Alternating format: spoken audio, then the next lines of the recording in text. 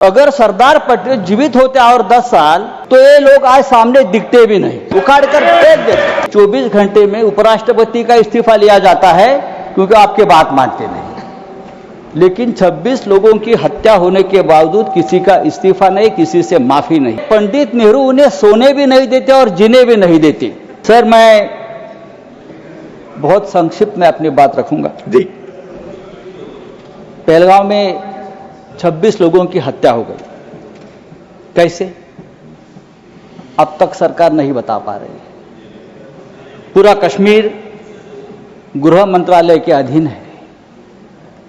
370 हटाने के बाद कश्मीर को केंद्र शासित प्रदेश बना दिया। वहां की पुलिस गृह मंत्रालय का आदेश का पालन करती है। पूरे कश्मीर में आर्म फोर्स एक्ट लगा दिया है। वहां के गवर्नर भी आपके हैं, बहुत मजबूत आदमी है। फिर भी हमला हुआ और हमलावर निकल गए।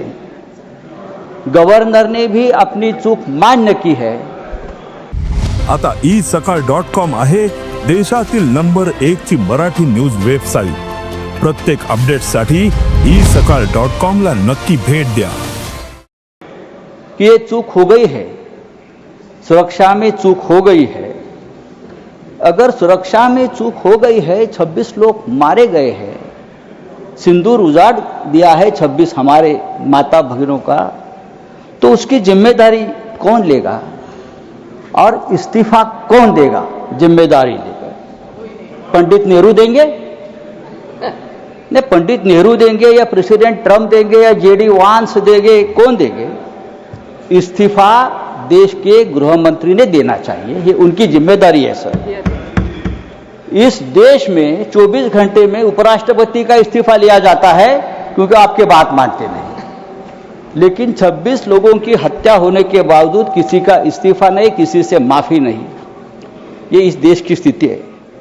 हमारे आदरणीय प्रधानमंत्री अपने आप को ईश्वर के अवतार मानते हैं, उनके भक्त उनको ईश्वर के अवतार मानते हैं। वो भी कहते हैं, उनका कहना है कि मैं समय से पहले समय को भांप लेता हूं, ये ईश्वर की कृपा है। तो क्या ये आतंकवादी पहलगांव में घुसकर 26 लोगों को मारने आने वाले हैं? ये आपने क्यों भांप नहीं लिया? ये हमारे सामने और देश के सामने सबसे बड़ा सवाल है। मैं कांग्रेस के हमारे जो नेता है उनसे कहना चाहता हूं, मेरे बाजू में बैठे हैं, यहाँ कल से मैं जो बड़े बड़े भाषण सुन रहा हूं, चाहे राजनाथ सिंह जी हो, चाहे हमारे विदेश मंत्री हो, चाहे नड्डा जी हो, सबको पंडित नेहरू की बहुत याद आती है। पंडित नेहरू हो, सरदार पटेल हो, भूतकाल में बहुत घूमते हैं आप लोग। पंडित नेहरू उन्हें सोने भी नहीं देते और जीने भी नहीं देते। सरदार पटेल की भी याद आती है।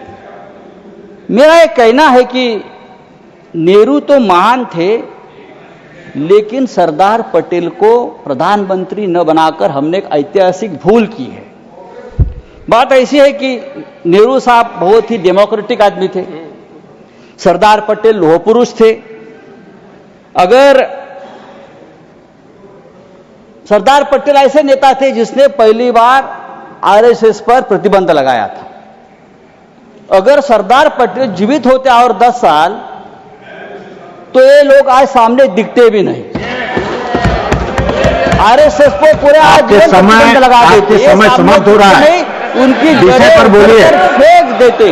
समय समाप्त हो रहा है, विषय पर बोलिए। तो आपको पंडित नेहरू का आभार मानना चाहिए कि पंडित नेहरू की वजह से आप यहां बैठे हैं, राज कर रहे हो।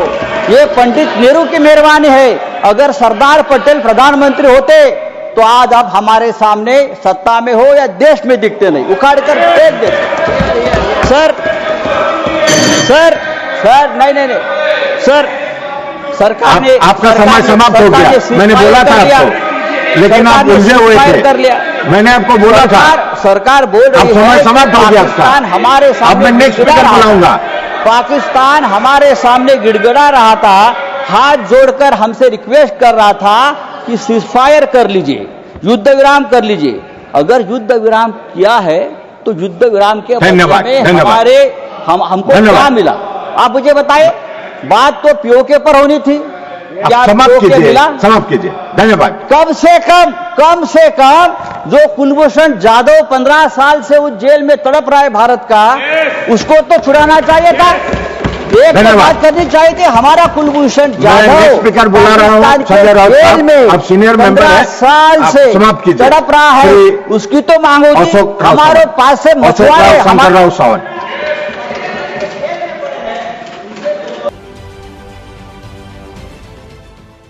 देश विदेशातील प्रत्येक घडामोडींचे लाईव्ह अपडेट मिळवण्यासाठी आता साम टीव्हीच्या सर्व सोशल मीडिया प्लॅटफॉर्मला लाईक, फॉलो आणि सबस्क्राईब करा.